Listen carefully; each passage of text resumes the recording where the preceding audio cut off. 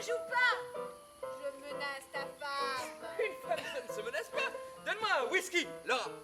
C'est pas parce que tu m'as gagné au poker que tu dois te dispenser d'un s'il te plaît. C'est ta femme, c'est pas ton cheval. S'il te plaît, ma petite Laura. Sirop de fraise. C'est quoi cette histoire de gagner au poker? Oh mon abruti de Marie-Soul a cru bon de me jouer sur une paire de rois. Et alors? Alors il a perdu. Et la belle Lorraine Gall, ça a changé de crémier. C'est pour ça que dans mon établissement, le whisky et le poker sont interdits.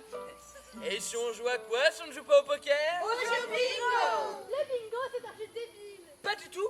On peut même dire que sur certains points, c'est aussi excitant que le poker. Au poker, il y a les foules, les brelans, les cartes royales, le poker d'as, ça excite. Oui, mais au bingo, tu as les haricots. Je vois pas si vous en venir, Ringo. Je veux en venir que le bingo, c'est l'avenir. Un jour, je vous le dis, on jouera au bingo à New York, Paris, Londres, Mexico.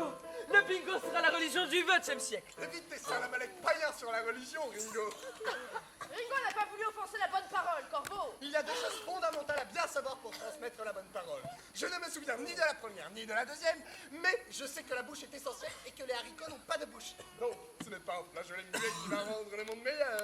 Haricotes flatulense. Luc. Ce n'est pas que je sois contre la bonne parole, mais là, c'est à la limite du supportable. Chérie, la peine de faire taire la bonne parole quand elle pue de la gueule. Corbeau, nous sommes dans un établissement public. Et je vous demanderai de ne plus propager la bonne parole. Mais on ne peut pas faire taire la bonne parole. Disons que vous avez le droit de prêcher si ça vous chante. Mais uniquement la bouche fermée. Si vous l'ouvrez encore une fois, je serai obligé de boucler cet établissement pour raison d'hygiène. C'est pas ce qu'il y a dans la bouche qui suit l'homme. Eh bien, justement, l'odeur fait partie de ce qui en sort, alors tu la fermes. Oui, mais, s'il vous plaît.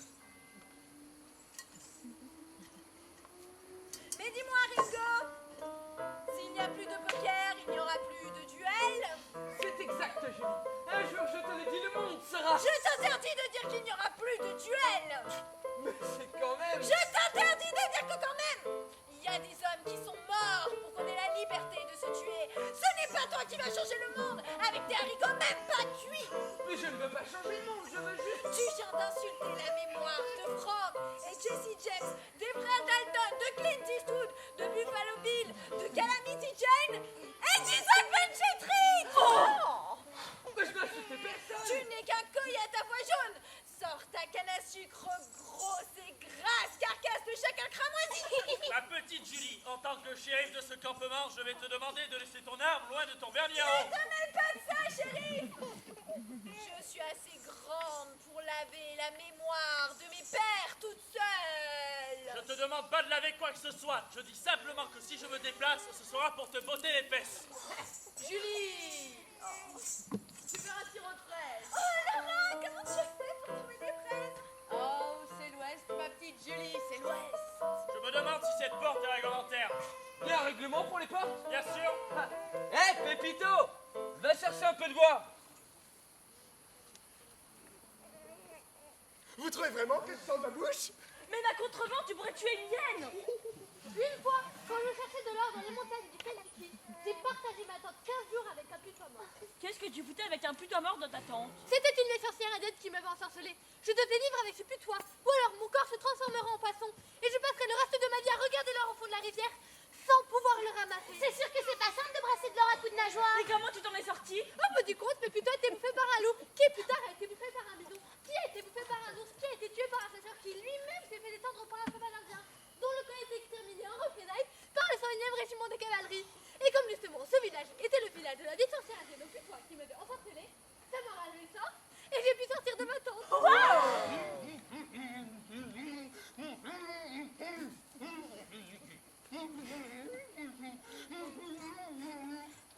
Vous comprenez? Je ne vois pas où tu vas en venir. Je vais en dire que les putois morts et puis moi de la gueule que toi. Hé, les gars, on fait un bingo? Sirop de fraise pour tous les participants. Bon, d'accord, mais pas longtemps. Tout le monde à sa grille? Ouais. Je tire les numéros et Laura distribue les haricots. Le premier qui remplit sa grille gagne un show tout à fait personnel exécuté par notre magnifique Dixie, reine de la nuit. Tenez, mâchez ça. Qu'est-ce que c'est? Des feuilles Des feuilles de quoi? d'arbres. Ça sert à quoi? Les arbres ne puent pas de la gueule, mâchez les feuilles. Le 28, Mangez. J'ai aussi. Vous êtes des jeunes? grande ville, monsieur Wayne. Ouais, à Chicago. Et les gars, le shérif connaît Chicago. Qu'est-ce qu'on mange à Chicago? Du bœuf et des pommes de terre comme partout. Ah bon? Et en plus, ils ont de la glace. De la glace. Et ils te la servent dans un petit cornet de biscuits secs. Ça croustille en même temps que ça te rafraîchit. Waouh, c'est possible ça? À quoi elle était votre glace, chérie? Rhum raisin. Le 42. J'ai... Là aussi. Une glace en ville, ça va coûter au moins $1. $1? T'es folle. C'est une glace, c'est pas un cheval. Pour tout le repas, j'ai payé $30. Pour du bœuf et des patates. Faut être taré pour payer ça. Ouais, mais c'est des tarés qui bouffent de la glace dans des biscuits. C'est bien. Le 37. J'ai... À Sacramento, j'ai vu un gars payer $30 pour coucher avec une fille. À Chicago, pour $30, t'as tout juste le droit de t'asseoir à côté d'elle. Pour coucher, faut lâcher au moins $100. Mais c'est qui ces filles? Elles ont des diamants qui leur coulent des mamelles ou quoi? Non, c'est comme toi et moi. Ah bah moi j'en connais pas beaucoup qui allongeraient $100 pour me coucher. Hein. Là-bas, on ferait la queue pour passer une nuit avec toi, Dixie. Une fille comme toi, elle gagnerait des milliers de dollars par jour. C'est gentil. Tu es une vraie fille de l'Ouest, Dixie. Si l'Ouest avait une reine, ce serait toi. Tu es exactement comme le pays. Comme un bon fusil dans les mains, comme un cheval de pure race. Oh John, ne dites pas de folie. On dit toujours que l'Ouest est parfait pour les hommes et les chevaux, mais terrible pour les femmes et les bœufs. Toi, tu n'es ni une femme ni un bœuf. Toi, t'es... Enfin, tu as des... Enfin, si, tu es une... Je ne dis pas non plus que tu sois un cheval. Toi, t'es... Le 7. J'ai... Je peux dire que j'ai de la chance. Oh, salut Père Casseur, tu fais un bingo avec nous? Oh non, lâche dans tête à tête bestiale avec une poule d'eau, j'ai pas le cœur à rire. Bon, bah c'est toi qui vois. Le 18. J'ai... Oh, je te sers un café, Croquette. Ah ouais, volontiers Laura, il est chaud. Oh, ça fait 3 jours qu'il chauffe, il est pile poil. Merci. Tu nous racontes ton histoire avec la poule d'eau? Si tu veux. Pipo, prends des notes, ça peut faire un bon article pour ton journal. Alors voilà, cette nuit, j'ai campé près de la rivière au Castor. Là où il y a les castors? Ouais. À part que là, il n'y avait pas de castor. Mais des poules d'eau, toute une tribu. Magnifique. Leur pelage luisant face à la lueur laiteuse de la lune. Elles plongeaient, elles nageaient et poussaient des petits grondements sourds. Juste au-dessus, à peine à 2 mètres de moi, il y en avait une un peu plus grosse que les autres, qui observait, qui semblait donner des ordres invisibles. Lorsque je me suis approché, je ne faisais pourtant pas de bruit, hein, aussi silencieux qu'un indien. La chef a frappé la surface de l'eau avec son bec, puis avec toute la tête, pour alerter les autres du danger. Toutes les petites poules se sont mises à l'abri et ont arrêté de travailler. Seule la chef est restée face à moi, avec ses yeux de poule mouillés. Je n'osais pas bouger, par peur qu'elle se mette à me charger. Ça charge des poules d'eau? Ça a duré presque 1 heure, sans bouger. Eh ben, vous savez quoi? Il y avait quelque chose de sage et d'ancestral dans le regard de cette poule d'eau. Le 73. J'ai... Je te sers quelque chose? Ah ouais, volontiers, Laura. Je me ferais bien une petite poularde de châtaigne avec tes fameuses galettes au fromage. Vous avez pris du poids, Père Castor. Il faudra passer nous voir pour organiser le sur-mesure. Vous sentez un peu la feuille, Christophe? Ça sent très bon. Oui, je mâche de l'arbre. Mettez-vous au gym, Père Castor, ça vous coûtera moins cher que le sapin du corbeau. T'as raison, Pipo. Laura, donne-moi une petite assiette. Oh, des haricots et du lard, comme d'habitude. Ah non, aujourd'hui, je vais prendre quelque chose de moins riche. Tu n'as pas faim? Ah si, je crève de faim, mais là, j'aimerais manger quelque chose de moins lourd que le lard. C'est quoi le problème? Mais il n'y a pas de problème, c'est simplement que là, j'aimerais manger quelque chose de plus léger que le haricot avec le lard. Je commence un régime. Tu n'as pas faim? Tu es malade? Mais je vous dis que je crève de faim. Mais il faut comprendre que là, je commence un petit régime pour économiser le sapin du corbeau. Donc j'aimerais manger quelque chose de moins bourratif. Vous comprenez? Je ne vois pas ce qu'il y a de bourratif dans le lard et l'haricot. Je pourrais te donner la moitié d'une portion. On l'aura qu'à des légumes. Je dois avoir un vieux concombre dans la cage à lapin. Ah, très bien. Donne-moi un concombre épluché et bouilli, ça fera l'affaire. Je paierai le prix du plat entier pour le dérangement. Ça te va? Oh, c'est toi qui vois. Ramène quand même quelques galettes au fromage. Le 71. J'ai... Édition spéciale, demandez le pipotélégraphe. Demandez le pipotélégraphe. Le pipotélégraphe. Demandez le pipotélégraphe. Un trappeur passe la nuit avec une poule d'eau qui change sa vie. Demandez le pipotélégraphe. Monsieur Christophe Corbeau, porteur de la bonne parole dans nos contrées sauvages, se plaint d'une recrudescence de régime à base de légumes de lapin qui lui casse son commerce de cercueil évolutif. Le pipotélégraphe, le seul journal qui dit toute la vérité avec la fougue et la légende. Vous saurez tout sur la nouvelle mode du bingo et en exclusivité. Notre chef le bon John Wayne vous donnera 2 ou 3 conseils. Pour tricher, en toute discrétion, le pipe au télégraphe, demandez le journal bien de chez vous. Écoutez ça. Le bingo n'est pas du tout un jeu de hasard. C'est un jeu de menteur. J'ai pu constater que la petite grille était personnelle et que chaque joueur avait la sienne, qu'il cachait jalousement. À partir de là, c'est très simple. Il suffit de dire tout le temps « j'ai » et de faire comme si on avait vraiment, même si on n'a pas. Cela peut suffire, puisque personne ne pense jamais à vérifier les grilles, et encore moins la parole d'un shérif. Vous comprendrez que vu ma position élevée dans la communauté, je ne puis pas vous dire mon nom. Mais je suis fière de partager cette astuce avec vous. C'est vous qui avez écrit ça, shérif? Mais pas du tout, cette lettre est anonyme. Je n'ai absolument rien à voir avec l'anonymat de ce dégénéré. On triche pas au bingo, tout le monde le sait. Ça peut être pire que voler un cheval. Le 16. Oh, j'ai... Bon d'accord, j'ai triché au bingo.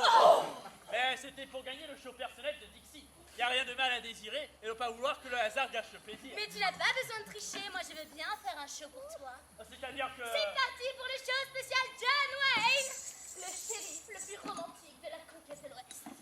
Allez les gars, on met tout en place. Tu imprimes vite, Pipo. Ouais, le pipe au télégraphe est plus rapide que le Pony Express. C'est comme ça, avec Pipo, l'information devance l'actualité. Mais ça n'a pas de sens. On ne peut pas parler de ce qui n'existe pas encore. L'information, c'est comme les bons dieux le Grand Ouest, monsieur Corbeau. Tout le monde en parle sans jamais les avoir vus. Et pourtant, le bon dieu le Grand Ouest, on est tous d'accord pour dire qu'il existe, c'est pas vrai? Il n'y a pas plus de chouette. L'information, c'est pareil. Le pipe au télégraphe est là pour dire les mots qui n'existent pas encore. Les mots cachés, les mots pensés, les mots bâillonnés, les mots produits à l'arbre mort de la civilisation en larmes. Le bon journaliste est un homme qui tend un mouchoir propre à celui qui ne pleure pas encore. Je suis prête, Pipo, lance ton édition spéciale. Bien, mademoiselle Dixie. Édition spéciale. La belle Dixie, la star la plus sexy du Far West, donne un spectacle unique en l'honneur de notre shérif. Grand vainqueur du bingo organisé par monsieur Johnny Ringo et madame Lorraine Gad. Le show de Dixie. Une note magistrale à la femme de l'Ouest. C'est parti! I am a man upon sand. Oh! Bonsoir! Mon arme les flingues. Le saloon de la roue brisée n'est pas une auberge espagnole. T'annonces le mariole ou on t'annonce? C'est ce qui t'amène, étranger, ou prépare-toi à en prendre une. Calmez-vous, mes chers amis. Je ne vous veux nul mal. J'aurais même tendance à dire au contraire. C'est à nous de juger. Je ne suis à votre instar qu'un voyageur éreinté. Vous avez perdu votre cheval. Je n'en ai jamais eu. Et d'où est-ce que vous venez? Du Missouri. Ouais. Vous voulez dire que vous êtes venu jusqu'ici à pied? Depuis le Missouri. Ah, sans doute, puisque je suis là. Et comment tu t'appelles? Doc Holliday. Tu es docteur. Parfaitement. Il n'y a pas plus docteur que moi. Je peux vous présenter les diplômes si vous le désirez. Vous êtes quel genre de docteur? Est-ce que l'un d'entre vous est malade? Et si oui, de quoi est-il malade? Il y a bien le corbeau qui sort un peu de la bouche là, mais c'est pas une vraie maladie. En plus, en ce moment, je mâche de l'âge. Il n'y a pas plus malade qu'une dent transformant une bouche en vieille bassine de vase. Enfin, là ce serait plus proche du charnier, hein. Mais il y a du vrai dans ce que tu dis, Doc. Vous pouvez faire quelque chose? Parfaitement. Je suis dentiste. Dentiste. Je peux vous présenter des diplômes certifiés par l'Académie du Kentucky. Monsieur, je souhaiterais m'aboucher avec vous. Tu parles en quelle langue là? Désolé, navré. Pardonnez-moi, j'ai récemment migré. Bref. Écoute-moi bien la prothèse dentaire à brouette. Madame Dixie, ici présente, s'apprête offrir un show personnel au grand gagnant du bingo. Il se trouve être moi-même. Et le moment est très mal choisi pour venir purifier ne serait-ce que la dent de lait d'une truite. Qui plus est par un gugus récemment migré. Allez, où Mais enfin. Plus vite que ça. Mon bon monsieur, vous êtes-vous laissé emporter par la dramatique du geste ou est-ce à des fins funestes que vous me mettez en jeu? Dernière chance, dentiste de mes deux. Les gars, si c'est vraiment un dentiste, je trouve ça quand même dommage qu'on le remplisse de plomb. Ah oui, surtout avec du plomb qui tire ma dentaire. Laisse-le s'asseoir, Wayne. Dixie ne dit jamais non à son public. Surtout quand elle se déplace de si loin pour venir la voir. Exact. Je viens du Missouri. C'est bon, Doc, tu la fermes et tu te poses là. C'est parti.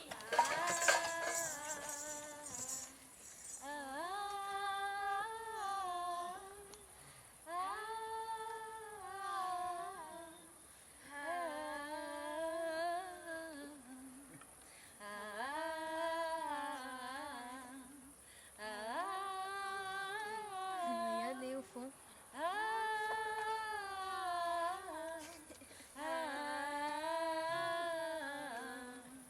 Quand j'étais fille sur mon balcon fleuri, j'avais le cœur et le cul réunis. Je regardais passer les beaux cow-boys avec leurs dégaines sales de playboy. savait pousser la vache de l'Est, voulait tirer la fille de l'Ouest. Je n'étais qu'une misérable princesse, dans un gogo bordel sans aucune promesse. Et toi, et toi, et toi, et toi, t'as plongé ta fraise dans mon yaourt, et mon cœur a retrouvé son chant d'amour. Et toi, et toi, et toi, et toi, t'as plongé ta fraise dans mon yaourt, et mon cœur a retrouvé son chant d'amour. Tu as écarté le cuir de mes cuisses pour que mon cœur et mon cul fleurissent, couché dans le lit d'une nuit sans mensonge.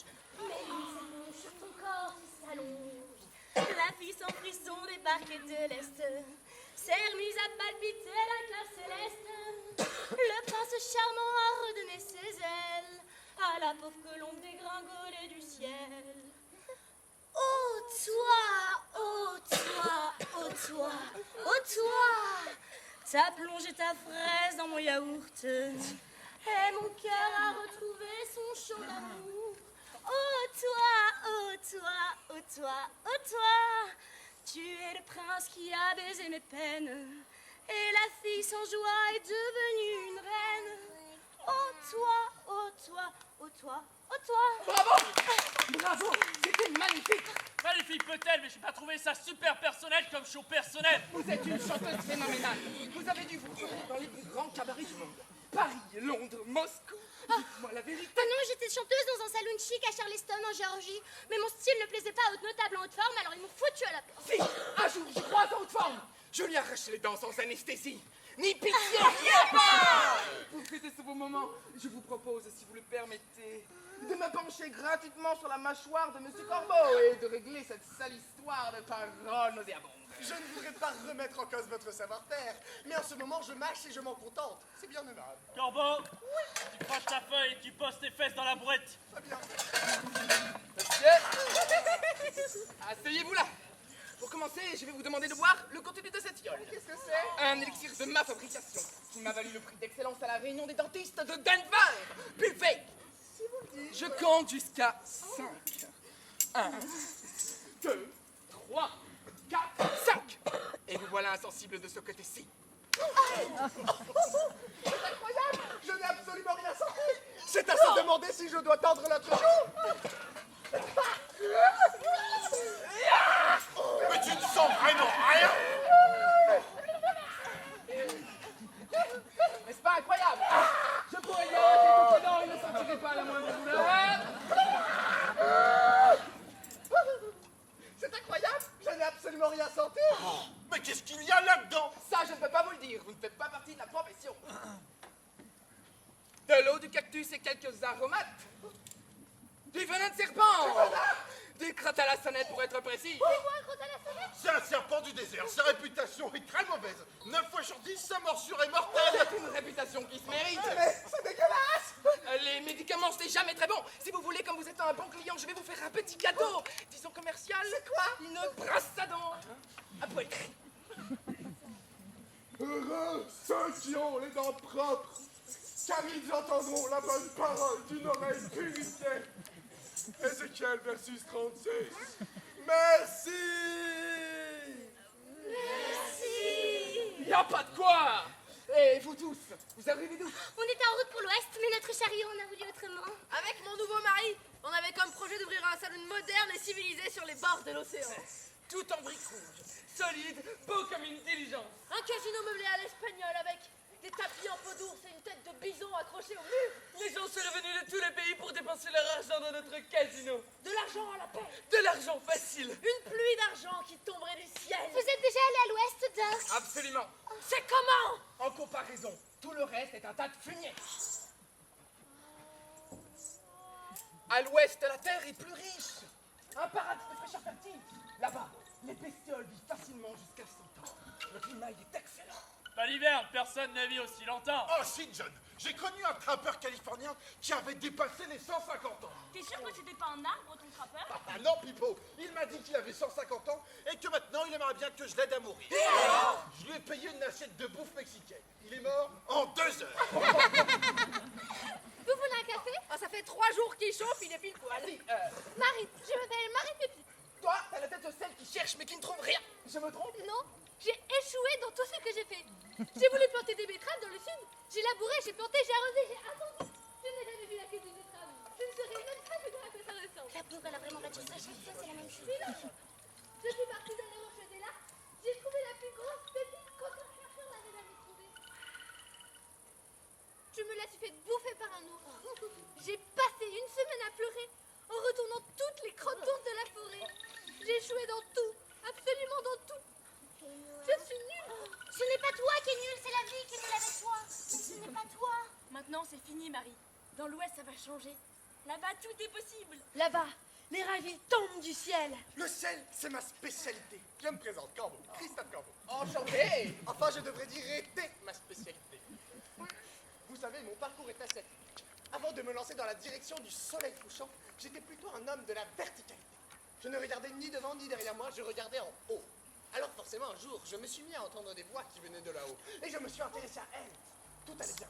Jusqu'au moment où ces voix m'ont demandé de transmettre ces bonnes paroles. Je suis donc revenu au point central de mon être et j'ai repris contact avec l'horizontalité. Vous voyez ce que je veux dire? Enfin, je crois vous comprendre partiellement. Finalement, le seul moment où les êtres humains acceptent une essentiel porteur de bonnes paroles, c'est au moment de passer sous terre. C'est pour ça que je me suis fait croque-mort. C'est une sorte de retour à la verticalité.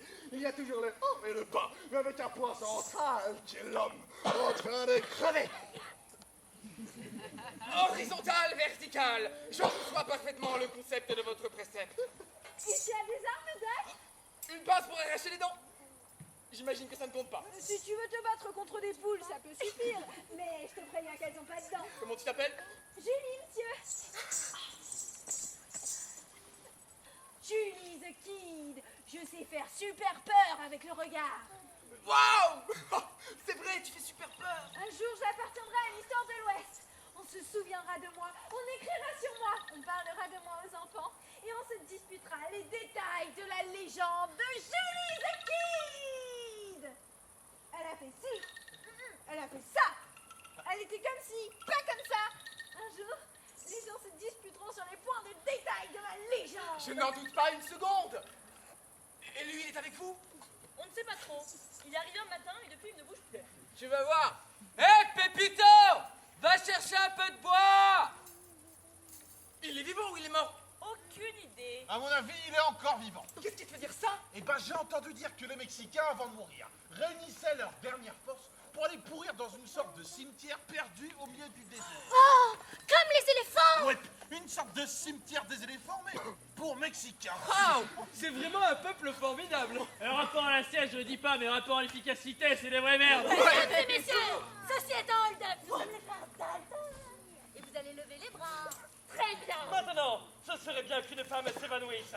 Ce n'est pas obligatoire, mais ça serait bien.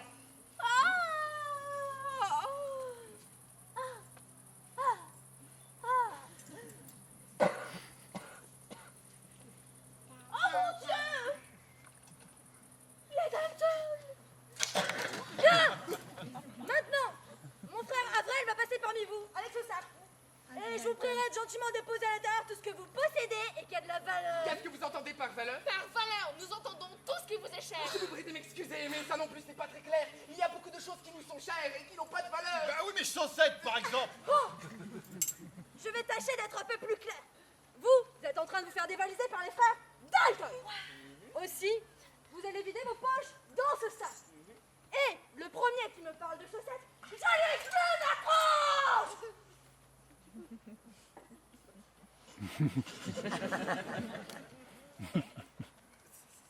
Du calme, Joe. Chérie, c'est à vous de jouer. Alors, je suis shérif, pas marshal. Je n'ai aucune autorité légale sur la petite délinquance locale. C'est quoi la petite délinquance? C'est toi, rigolo, de l'autre côté du fusil. Et la grosse délinquance, c'est quoi alors? Ah, ça, c'est s'ils veulent nos chevaux. Mais on n'a pas de cheval, chérie. Ah, dans ce cas, je suis pas compétent. En gros, une poule d'eau pourrait faire ton boulot. Eh ben non, il faut une étoile. Monsieur Dalton, serait-il possible d'ordonner un petit chant religieux pour faire passer la pilule? Voilà ça, c'est très bien. Toi, tu chantes et les autres, ils la ferment. Bonjour, messieurs. Pipot Télégraphe. Pour notre rubrique Les hommes et leur métier, pourriez-vous nous expliquer comment fonctionne un ball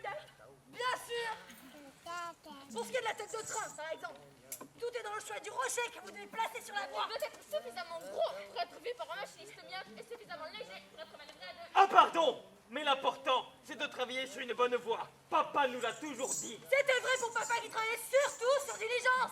La diligence, c'est un métier. Pour ce qui est de l'attaque de train, c'est le choix du rocher qui compte. Toujours est-il qu'avec vous, c'était plus simple. Ce n'était pas très technique comme attaque. Et ça, c'est parce que vous n'étiez pas en mouvement. C'est cela. N'empêche que papa, il aurait quand même balancé de la caillasse sur la tronche du shérif. Non. Ah bah si. Ah bah si. Ah si. Non. Ah bah si. Non. Ah si. Non. Ah bah si. Ah si. Non. Ah si. Non. Ah bah si. Ah si, bien sûr.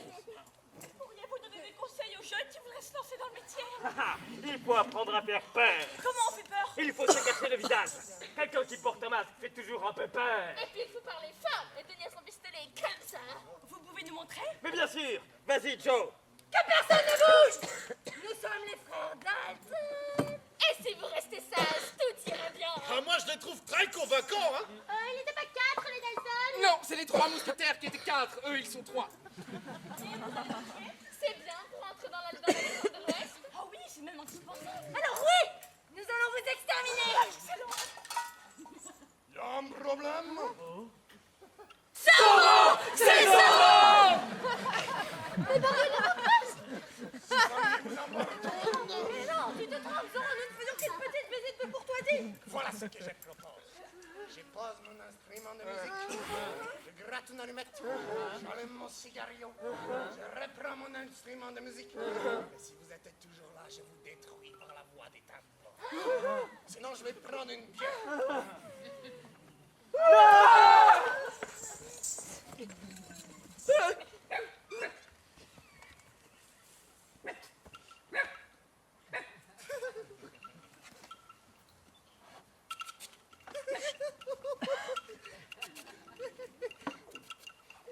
Édition spéciale. Encore une attaque de braves pionniers qui aura pu mal tourner. Exclusivité Pipo Télégraphe. Monsieur Zero s'est à nouveau distingué par un acte de bravoure historique. Demandez le Pipo Télégraphe. Les Dalton courent toujours. Mais que fait Lucky Luke? Toi, une rapide, petite. Ouais. Pipo Télégraphe, Monsieur Zero. J'ai raté quelque chose. Non, je suis une petite attaque des Dalton, rien de grave. Et lui, c'est qui? C'est Zoro! Nora, donnez-moi une bière. Oh mon Dieu!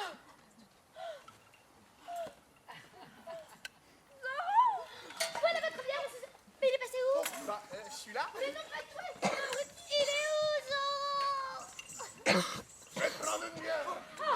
Monsieur Zoro, on a cru que vous étiez parti. Si jamais je disparais à nouveau, tu n'auras qu'à donner cette bière à l'abruti. À l'abruti, oui. 5 sur 5, vous entendez, les gars? À l'abruti, monsieur. Mais il est passé où? Il est où, Zoro? Qu'est-ce que tu fais là, espèce d'abruti? Bah, c'est Zoro qui m'a dit que vous aviez une bière pour moi. Ah oui, la bière pour l'abruti. C'est exact. J'ai raté quelque chose. Il y a Zoro qui vient de mettre la misère au Dalton. Mais rien de grave, tout va bien. C'est vrai que là, on sent bien qu'ici, c'est l'Ouest. Il ne manquerait plus qu'une petite attaque d'Indiens pour que la journée soit une vraie réussite. Ah oui, à ce propos, j'ai oublié de vous dire que tout à l'heure, j'ai croisé des Indiens qui m'ont dit qu'ils passeraient tout à l'heure. Mais t'entends quoi par tout à l'heure? Disons qu'il n'y a pas très longtemps et qu'ils ne vont pas tarder. Ils t'ont dit pourquoi ils allaient passer? Bah, je n'en sais rien. Je suppose que c'est pour nous attaquer, nous massacrer, nous torturer, nous arracher les ongles, nous manger les doigts et éventuellement nous clouer à nos chariots. Avec leurs flèches, on nous explose dans la tête un coup de tambour. Tout est possible, ce sont des sauvages. Édition spéciale. Un carnage se met en place. Tous les détails sur le massacre du saloon de la roue brisée. Et il y a des survivants. Il faudra attendre l'édition du soir pour savoir.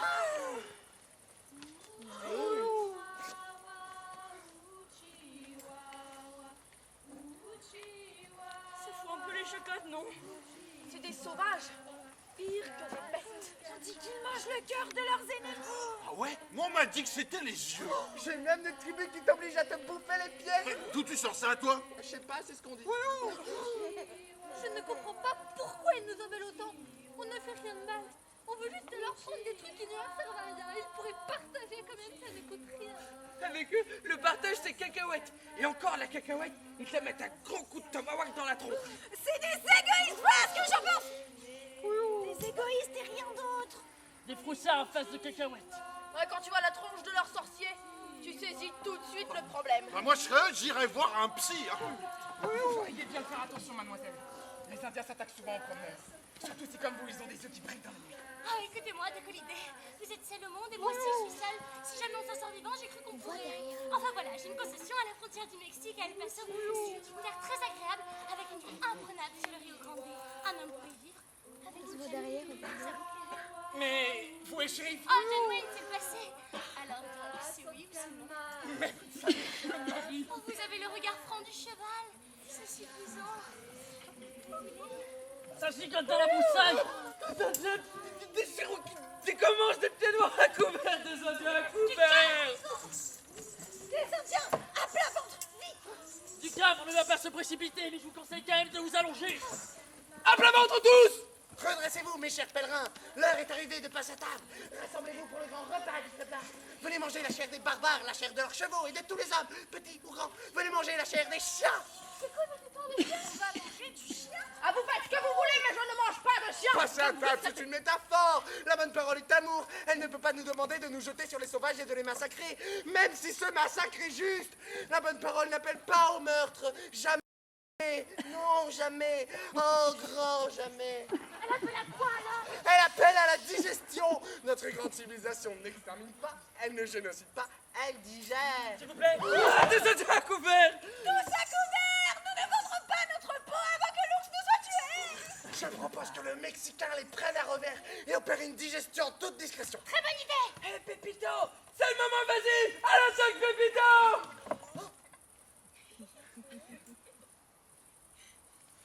Je crois que nous devons utiliser la méthode du général Grant. C'est quel genre de méthode? Tirer d'abord, tirer après, tirer encore, et quand tout le monde est mort, on pose des questions. Ouais, c'est une très bonne méthode. Simple mais bonne. Nous allons nous déployer et les prendre à revers. Vous et vous prenez par le feuilleton et vous couvrez l'arrière-base. Vous et vous rampez jusqu'à leur ligne avancée. Vous et vous jetez des cailloux pour détourner leur intention. Pendant ce temps, vous, et puis vous mettez à l'abri derrière le bar et vous tenez prêt à intervenir. Et vous faites quoi? Moi, je dirige les opérations et je prévois un plan de retraite au cas où notre plan tournerait au massacre. Allons-y. Et hop.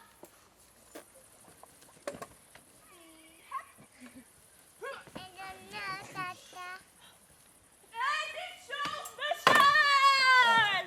La bataille fait rage. C'est un combat sans pitié entre la civilisation et la sauvagerie. Nos techniques de guerre propres et supérieures sauront-elles faire face aux périls sanguinaires qui nous menacent? Demandez les pipotélégraphes. Demandez! Des bataille, petite! Monsieur, en exclusivité pour nos lecteurs, pourriez-vous nous dévoiler votre plan secret? Bien sûr! Là, je suis en train de ruser en tentant de prendre l'ennemi à revers.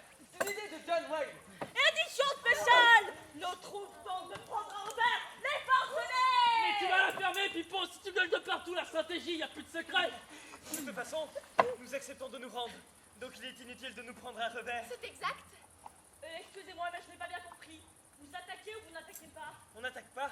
On est venu se rendre. Comment ça? Vous rendre? Le combat est perdu d'avance. C'est une chose que nous avons vue en rêve. Par conséquent, nous acceptons la victoire de votre civilisation sur la nôtre. Vous voulez dire que nous avons gagné? Pour ce qui est de la guerre, oui.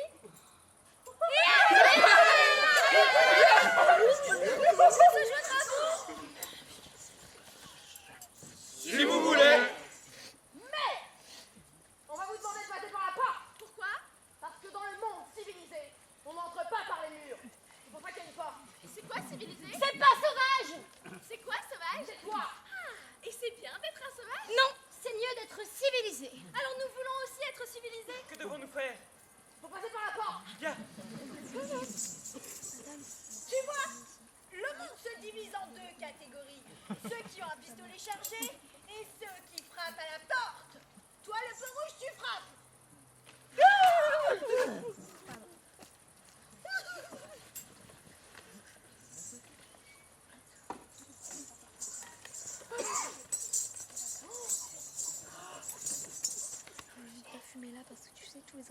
Laura, Dixie, vous n'avez adjoint, levez la main droite. La loi, c'est la loi. Voilà, c'est fait. Mettons la situation bien au clair. Vous avez raison.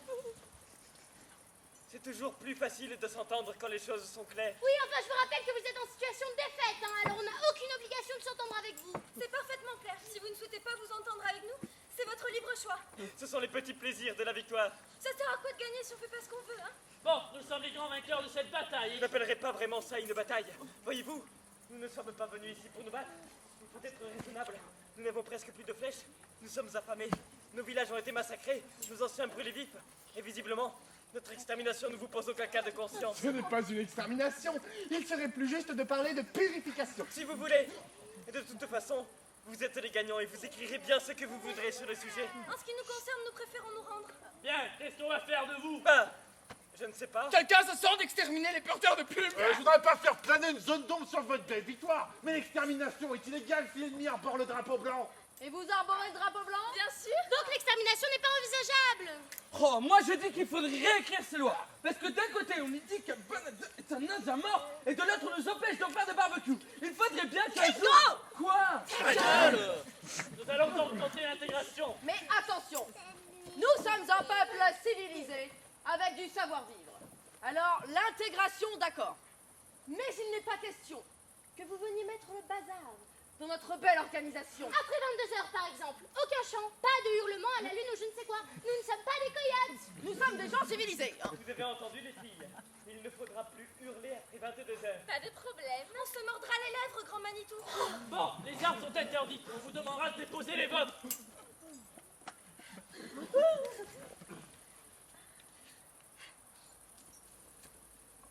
C'est quoi ça? Un filet à papillon, mon général. Ce n'est pas une arme. Détrompez-vous, le papillon la prend très au sérieux. Putain! Qu'est-ce que c'est? Ce n'est pas une arme! Si, mais je dois vous avouer qu'elle est un peu spéciale. Et qu'elle me tient à cœur. Un peu spécial? C'est une arme du futur. Une arme du futur? C'est un pirate qui me l'a donnée. Un certain Black Clébat. Et pourquoi il t'a donné son fusil? Pour deux raisons. La première est personnelle et concerne un crottin particulièrement agressif. La deuxième, c'est que ce fusil n'a pas de munitions. Elles n'ont pas encore été inventées. Tu veux dire qu'elle tire du vent? Je veux dire que mon ami Black Clébat, en me faisant ce cadeau, ne tenait pas à ce que je fasse du mal. C'est un bon ami. Bon, tu déportes toi-même. Monsieur, je ne tiens pas à poser cette arme respectable à terre. Et comme vous m'avez l'allure d'un honnête homme, je m'en sépare avec une pointe de tristesse. Mais je vous l'offre, avec beaucoup de grandeur. C'est gentil. Merci. Vous avez des papiers? Nous avons des plumes. Votre âge? Nous n'en savons rien. Mais vous savez pas savoir quel âge vous avez? Non, c'est mieux de ne pas savoir. Un forain âge veut dire avoir vécu un certain nombre de lunes. Alors chacun fait attention. Et quand un certain nombre de lunes sont passées, ils disent « Maintenant je suis vieux, il faut que je pense à mourir. » Quand on n'a pas d'âge, on ne vieillit pas. On vit, c'est beaucoup mieux. On note quoi, nous alors? Bon, tu mets 24 ans pour tout le monde, ça ira bien. 24. Nom, prénom, profession. Je m'appelle Lapin Fougueux. Et voici Piaf avec les Piaf, qui est ma seconde épouse légitime. Et celle-ci, qui est ma première femme. Et qui répond au joli nom de... Celle qui aboie comme un loup et gémit comme une hyène. Si ça vous semble trop long pour votre formulaire, vous pouvez l'appeler Cuisse Dodue. Elle aime bien. Bon, on vous appellera Pablo, Conchita et Marita, ça sera plus simple. D'accord, Marita? Bien sûr, Pablo. Et toi, Conchita? Bien sûr, Pablo. Alors, c'est d'accord. Et pour parler de votre... Enfin, de votre... Disons de votre race, on vous appellera les faces de terre cuite. Ça vous rappellera un peu le pays. C'est ravissant, nous adorons la poterie. Oui, bon, profession. Je fais partie de la fière tribu des Hurons. Ma première femme est Cheyenne, du côté de sa mère. Et ma deuxième femme, on ne sait pas trop. Piaf avec les piafs chante avec les oiseaux. Elle n'a pas de terre sous les semelles. On note quoi, nous, pour la profession, alors? C'est vous qui voyez. C'est votre civilisation, pas la nôtre. Shérif, il dit quelque chose, votre livre, sur le cas présent? Mon livre ne dit pas grand-chose sur les sauvages. Il aurait plutôt tendance à suggérer l'extermination. Mais en cas de drapeau blanc, il reste quoi? Par contre, si je m'en réfère à la définition dans le dictionnaire, dans son édition de 1870, il est clairement écrit que Indiens, peuplade sauvage infestant les terres américaines. Les Indiens sont des vagabonds et des pillards. Voilà une définition un peu plus explicite. Maintenant, je regarde mon livre et qu'est-ce que je découvre? Que le vagabondage et le vol sont punis par la loi. Donc, monsieur et mesdames, j'ai l'honneur de vous faire savoir que vous êtes en état d'arrestation et que je vais vous demander de me suivre jusqu'à la prison. Mais shérif, on n'a pas de prison. On n'a qu'à demander aux Mexicains d'en construire une. Ouais, on verra ça plus tard. Pour l'instant, vous voyez le tas piqué au sol, vous montez dessus.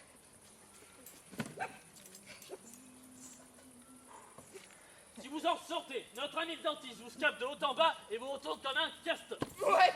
Très bien. C'est pas un peu radical comme intégration? Votre territoire sera le tapis. Vous n'en sortez qu'avec notre accord. Notre homme en armes vous surveillera nuit et jour et nous fera un rapport sur votre position. Toutes les positions. Je veux bien que ces messieurs mettent de la bonne volonté pour nous accueillir et organiser notre venue. Ce tapis sera parfait et vous pouvez bien observer tout ce qu'il vous chante. Et nous vous conseillons d'en tirer plus de leçons que de craintes. Vous ne sortirez de cette zone sous aucun prétexte. Si vous avez besoin, vous demandez. Serait-il possible d'avoir un verre d'eau? Bien sûr.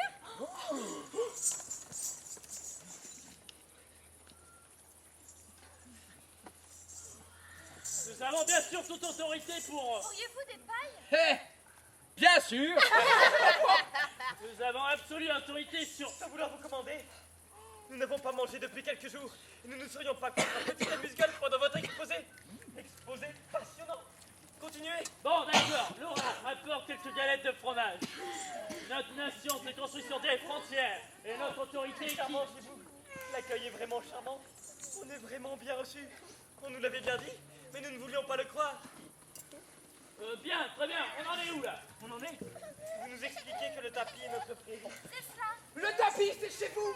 Et tout le reste, c'est chez nous. OK? Chez vous. Chez nous. Chez nous. Chez vous. Chez nous. C'est ça, oui. Une minute.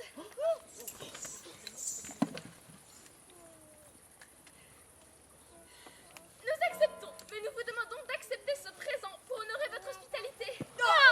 Mais ça, on n'en veut pas et puis ça pue. C'est très aimable, mais on est obligé de décliner. Ouais, on décline. Choisissons tout l'auteur que nous décline. Ne le prenez pas mal, mais dans l'Ouest nouveau, on a tendance à décliner l'odeur du bouc. Je me présente. Carbo, Christophe Carbo. Je suis néerlandais, mais ma mère est bretonne. De quelle tribu? Elle est marrante celle-là. Elle me demande de quelle tribu. Mais de la tribu du grand génie.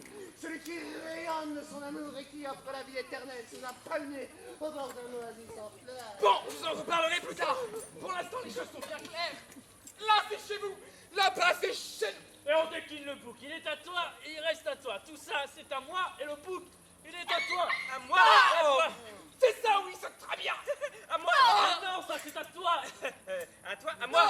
Non, à toi. Eh oui, à moi. À toi. À moi. Ah, je ne comprends plus rien. Moi non plus. Elle a qui la peau de bouc? Mais à toi si tu veux, moi je n'en peux plus, je te les laisse. Merci, c'est très aimable. D'habitude on décline, mais là on va accepter parce que je crois que notre shérif il en a ras le pauvre héros. Et que si ça continue, votre chef, il va se retrouver allongé dans la boue avec un chargeur de 6 coups entre les omoplates. Et aussi un peu dans les dents parce que notre chérie, des fois, elle aime bien déconner. Compris. Ne vous occupez pas de nous. On va se faire tout petit. Mes amis, grâce à notre grandeur, nous pouvons dire qu'aujourd'hui, notre belle civilisation vient de faire un pas supplémentaire dans la conquête de l'Ouest. Exceptionnellement. Whisky pour tout le monde. Et sirop de fraise pour les autres. La légende s'écrit. Des villes entières surgissent en quelques heures. Pouvez-vous imaginer ça, hein? Épicerie, coiffeur, saloon. La civilisation dans toute sa splendeur qui surgit d'une terre vierge et hostile. Et si cette terre appartenait déjà à quelqu'un? Shérif, est-ce que la loi dit que ces terres appartiennent à quelqu'un? Non, elle dit rien. Il y a bien un petit article concernant les éventuels opposants au projet. Mais j'espère qu'il ne vous concerne pas. Car dans tous les cas, il prévoit la mort. C'est comme ça. C'est la loi qui le dit. Oh, et la loi, c'est la loi. C'est comme les portes de saloon, c'est civilisé. Si elle veut des lois, la cafetière en terre cuite, elle a qu'à les écrire, hein. Mais il existe des traités. Ah! Ils sont drôles! Est-ce que dans votre livre, il y a des lois pour l'arbre, l'oiseau, le bison? Bien sûr. Chaque homme doit au moins planter un arbre devant sa maison. C'est pas une loi qui existe, ça? Si, parfaitement. Tenez, une autre. L'abattage des bergeronnettes migratrices sera limité à 2000 pièces pendant la saison des amours. Des amours. Alors ce sont pas les peaux rouges qui vont apprendre à vivre en osmose avec la nature. La loi est très humaine, je trouve. Mais est-ce que vos lois respectent l'arbre, l'oiseau, le bison? La loi ne respecte pas. Elle fait respecter. Oui, Madame Cuisse. Chez nous, on respecte la loi. Donc si je comprends bien, si je plante un arbre dans mon jardin, c'est pour respecter la loi? Voilà, c'est ça, c'est la loi. Mais ce n'est pas la loi que vous respectez en faisant ça. C'est la nature. Bah, C'est les oiseaux migrateurs qui vont venir se reposer dans votre arbre. C'est l'ombre apaisante qu'il va donner. C'est les fruits qu'il va offrir. vous entendez ça, les gars? La cuisse rouge est bonne! Moi, je trouve ces Indiens très attendrissants. Enfin, c'est pas avec ça qu'on va inventer le chemin de fer, hein. Quand même, ils sont pittoresques. Oh, Moi, je serais d'avis qu'on les extermine en fraude. On ne sait jamais. Pourquoi vous feriez ça? Pourquoi qu'on ferait quoi? Quoi? Nous exterminer? Nous pourrions très bien vivre ensemble.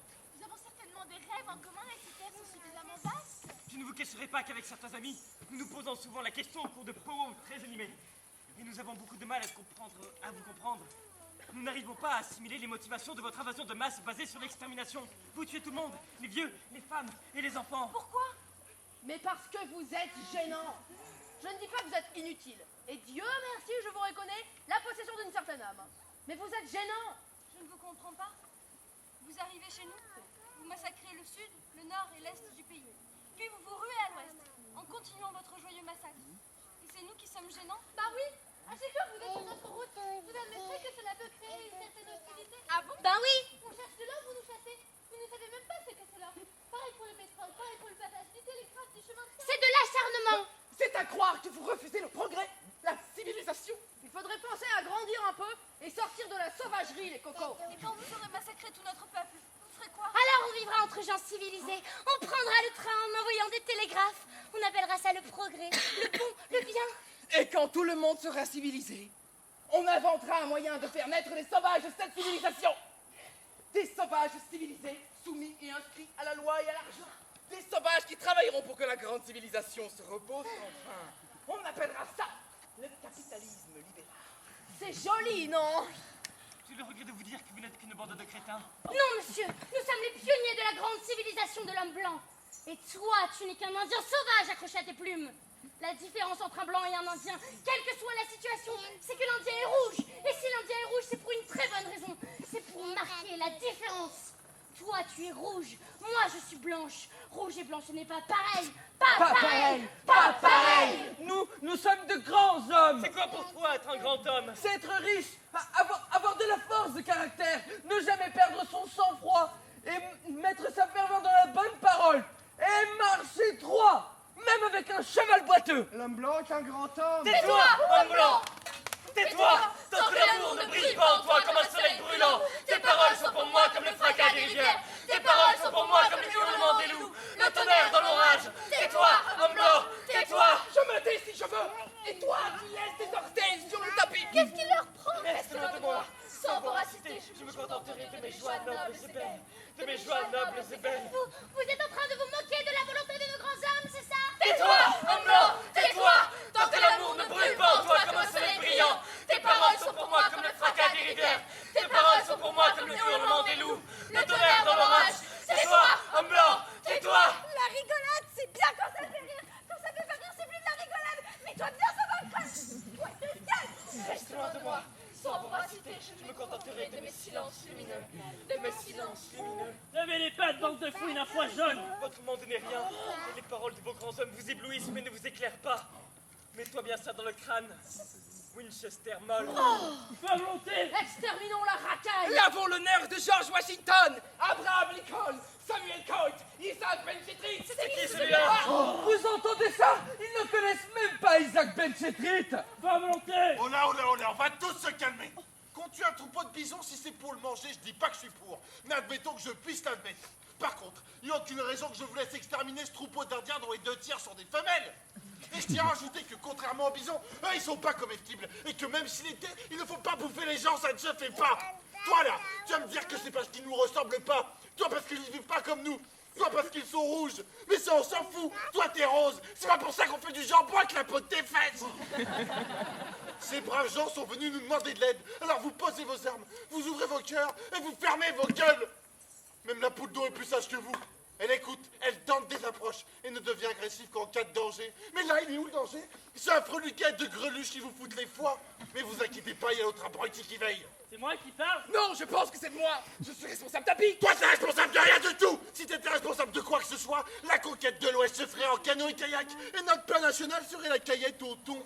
T'es qu'un con avec une brouette. Et je trouverais ça navrant qu'un con à brouette puisse provoquer un génocide. Surtout si le génocide porte les plumes et un joli collier de nouilles. Ils ont quand même insulté Isaac Benchetrit, Père Castor. Bon, ça, c'est pas bien. Il faut pas insulter Isaac Benchetrit. Mais n'oubliez pas quand même ce qu'il nous a dit. Ce sera bien si c'était mieux. Ben, ça veut dire que si le destin nous emmène des invités surprises, il faut pas systématiquement les remplir de plomb. Même alimentaire, hein, Pipo? Si on farcit les invités, il n'y a plus de civilisation. C'est comme avec la poule d'eau. Il faut chercher à regarder ce qu'il y a au fond de l'œil. Dans une pareille situation, Isaac Benchetrit nous en aurait demandé de moins parler et de passer à table, en y invitant les faces de betterave sans les tuer, ni les manger.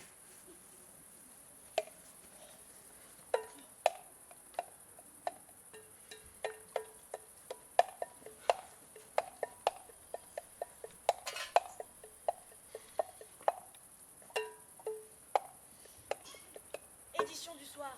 Demandez le journal de Pipo, l'intrépide pionnière qui a survécu à la légendaire bataille du Saloon de la Roue Brisée.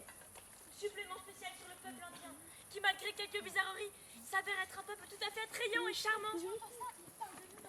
Petite, vous et moi-même serions ravis de savoir ce qui est écrit sur nous dans le journal. Je vais vous le lire. Tout a débuté par une belle après-midi qui se termine.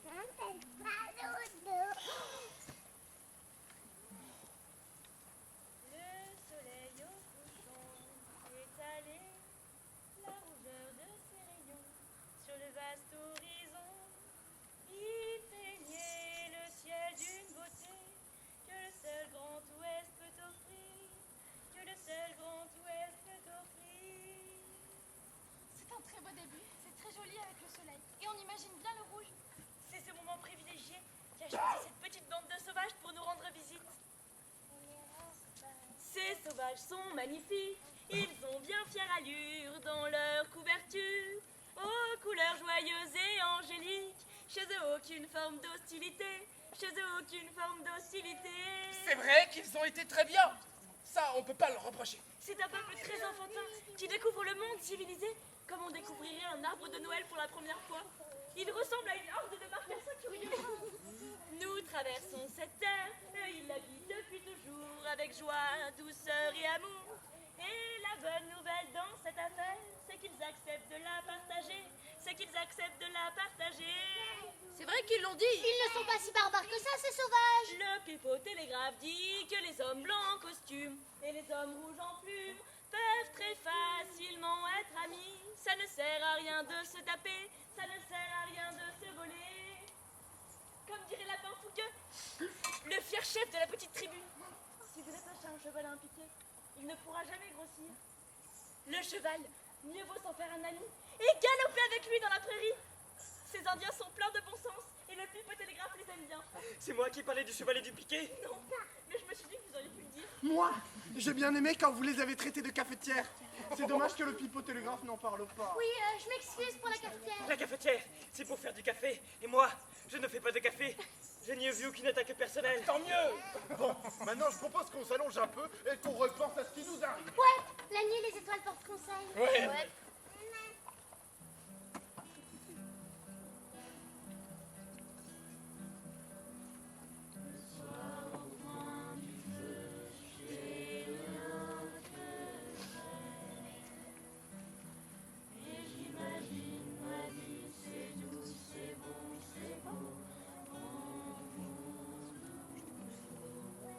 Je vis dans une maison en bois d'arbre jamais coupé. Je suis une marmotte. Les curieux castors, je les pois qui puent, les oreilles qui grattent et la queue.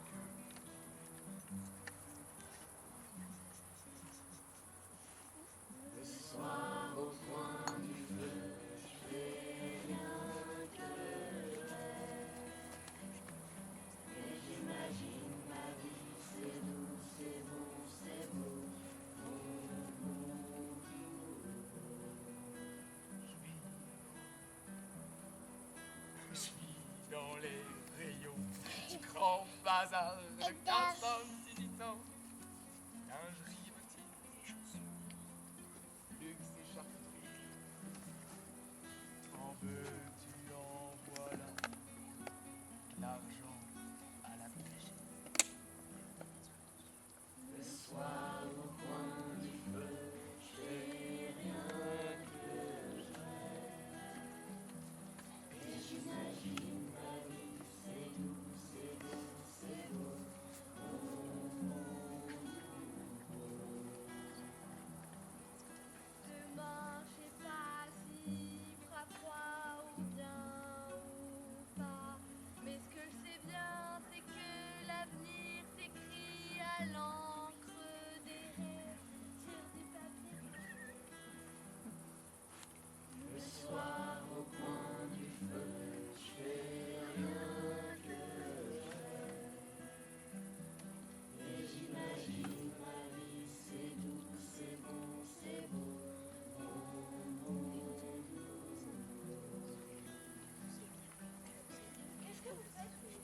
aussi on fait une petite fête? Qu'est-ce que c'est? Un calumet de la paix. Tu peux essayer si tu veux.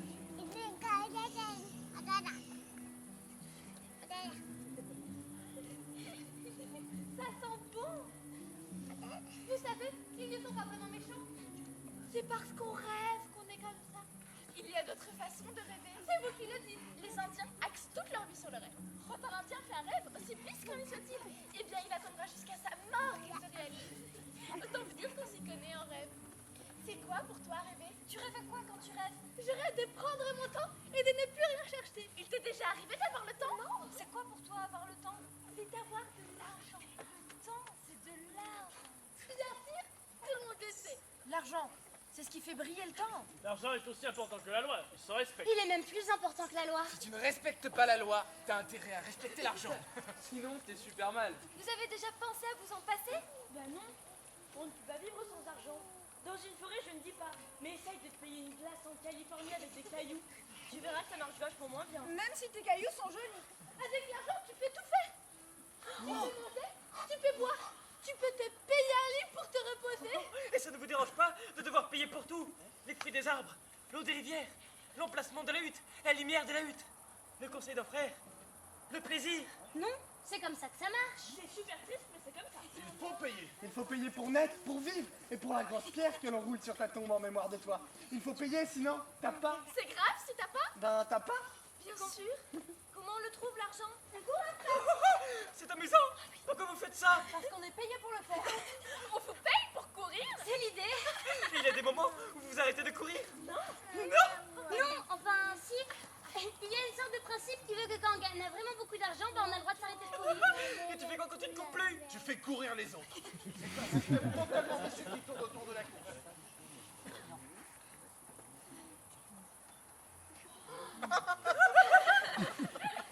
Et quand tu ne veux plus courir, il faut trouver le moyen de faire courir un autre gars à ta place. Et puis un autre, et puis un autre, et puis un autre, et puis un autre. Le sommet, c'est quand le plus de gars possible courent à ta place et que toi tu ne fais plus rien. Tu es au-dessus, tu les regardes courir, tu les encourages un peu. Allez les gars, allez. Et eux, ils courent en pensant qu'ils te doivent quelque chose pour ça. Que c'est grâce à toi qu'ils ont le droit de courir. Ce qui est drôle, c'est que quand les gars qui courent à ta place s'excusent de ne pas le faire assez rapidement. Et comme toi, t'es aussi vicieux que le système vicieux. Tu leur retires un peu d'argent. Tu leur dis que leur mollesse mène à la ruine du système. En gros, tu les fais flipper. Alors eux, ils courent encore plus vite et demandent encore moins d'argent pour ne pas fragiliser le système. Mais ils sont contents de le faire. Ils ont l'impression de servir à quelque chose. Si tu leur donnes une médaille, non seulement ils courent pour toi et t'enrichissent, mais en plus ils le font avec le sourire.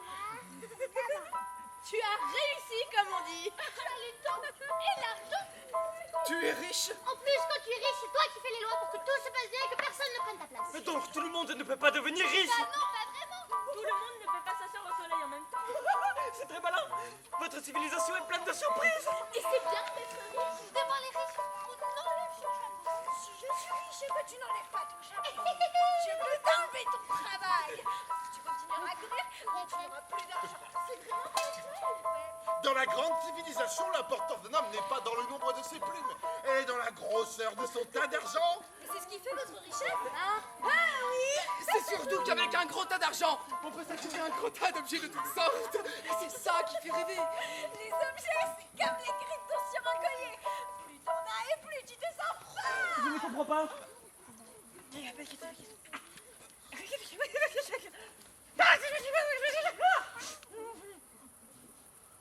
Qu'est-ce que tu ne comprends pas? Je crois que je n'ai pas très bien compris en quoi consistait votre richesse. Dans les objets que nous possédons. Pas dans les arbres, dans la rivière qui coule, dans le jour qui se lève. Non, dans les objets. C'est important les objets. Toi, tu as bien des objets? Oui. J'ai un calumet de la paix. C'est tout. C'est déjà très bien. Nous sommes un peuple nomade. Nous bougeons avec les saisons. Notre richesse tient plus à la légèreté de nos pas qu'au poids des objets.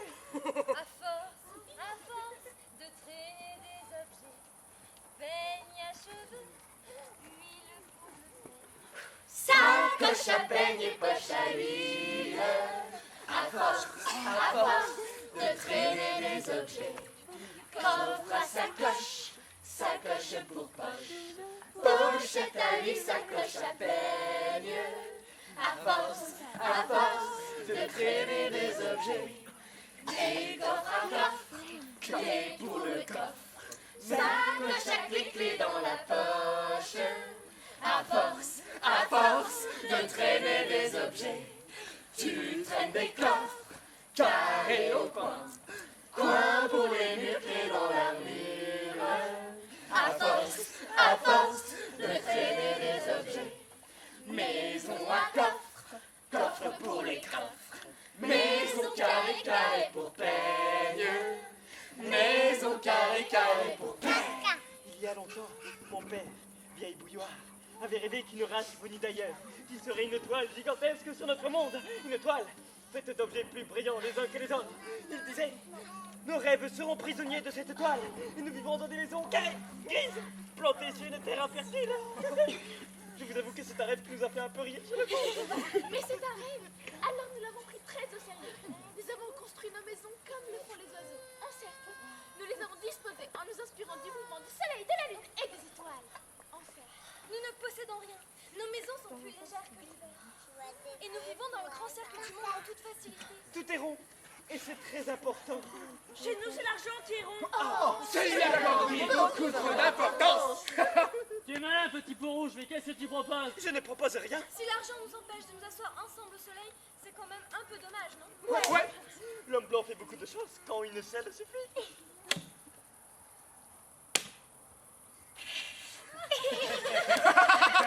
Vous avez un joli chapeau. C'est une duck en podcaster. C'est moi qui l'ai faite. C'est la mienne. Mais si tu veux, je te la donne.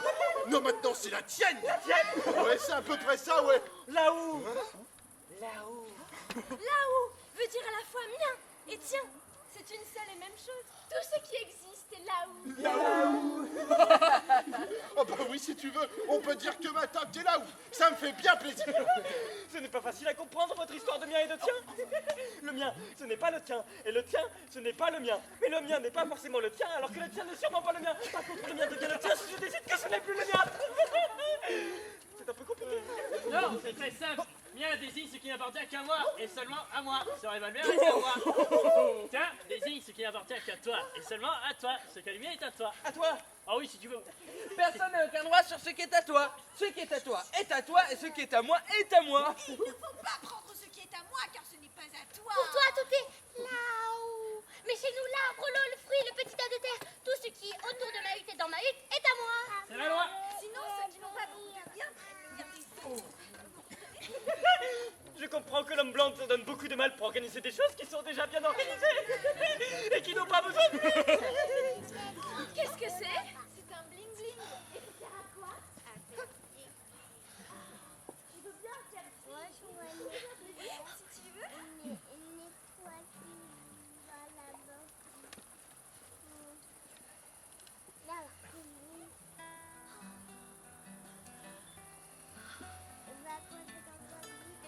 Cette petite boîte est une grande médecine. Chaque cœur a un son qui lui est propre. Le son du vôtre est très agréable à entendre, jeune fille. Faites tourner le calumet. Qu'est-ce qu'il y a là-dedans? Du payat. C'est une drogue. Non, pas du tout. C'est du payat. Un petit cactus bien rigolo, vous ne trouvez pas? C'est bon et ça sent bon. Ce que vous appelez la grande civilisation nous a interdit toute vie religieuse et spirituelle. Elle a volé nos terres, nos richesses. Elle a détruit les bisons dont la chair nous nourrissait et la peau nous protégeait.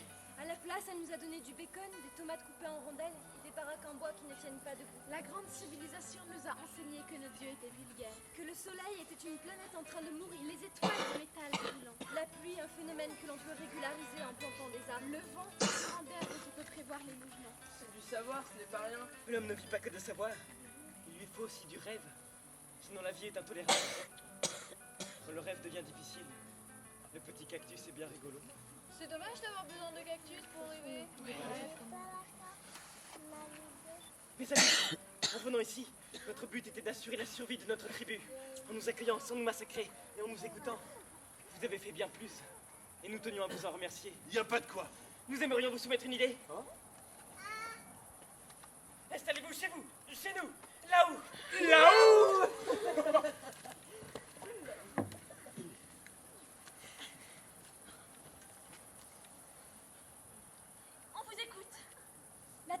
indienne veut qu'en venant au monde, les enfants restent dans la tribu de leur mère. Mon père était Tarapao et ma mère Cheyenne. J'ai donc grandi avec ma mère et je suis Cheyenne. Mais j'ai toujours été libre d'aller et venir chez les Arapao. J'ai pu connaître leur vie et je crois que c'est une bonne chose. Nous allons faire de même pour nos enfants. C'est-à-dire? Nous aimerions que nos enfants deviennent membres de votre tribu. Nos guerriers logeront leurs graines dans votre ventre. Et si vous le désirez, vos guerriers pourront en faire de même. Comme cela vous envoie. Et nos enfants ne seront qu'une seule tribu. Et ils sauront écouter leurs rêves communs. Ça veut dire qu'on va tous coucher avec tout le monde? C'est une probabilité. Au niveau des guerriers, vous êtes un peu limité, non? La Porfougueux porte très bien son nom. Il ne vous décevra pas. Nous acceptons. Et vous, monsieur Corbeau Bavard? Je suis proche de la bonne parole. Mais je ne suis pas indifférent à la proximité avec l'autre sexe. À mon sens, la bonne parole, qui est une parole de bon sens, ne peut pas être totalement réfractaire à la fornication. C'est une horizontalité qui peut très bien s'intégrer à une verticalité. Je vérifierai, mais je ne pense pas qu'elle soit con. Je suis des vents. Bon, maintenant qu'on est une nouvelle tribu à nous tous, qu'est-ce qu'on fait? On s'enferme dans une réserve? Je propose que l'on remette en état le chariot et qu'on parte d'ici. Ouais. À l'ouest? Pas forcément. On va là où c'est calme, là où ça nous chante. Nous allons remettre en état cette roue brisée. Et nous allons inventer un saloon ambulant. Un saloon qui se déplacera de village en village. Quand on rencontrera des gens, on leur racontera les histoires, les légendes et les rêves de notre tribu. On leur dira que l'Ouest, on s'en fout. On vivra dehors.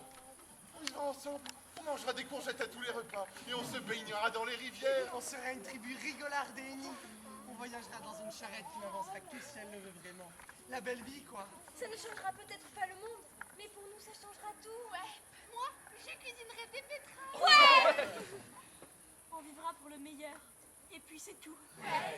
Pipo, c'est toi qui écriras nos histoires. Y a pas meilleur que toi pour écrire la légende, Pipo. Dans mes histoires, les héros seront d'indécrottables rêveurs qui n'auront peur de rien.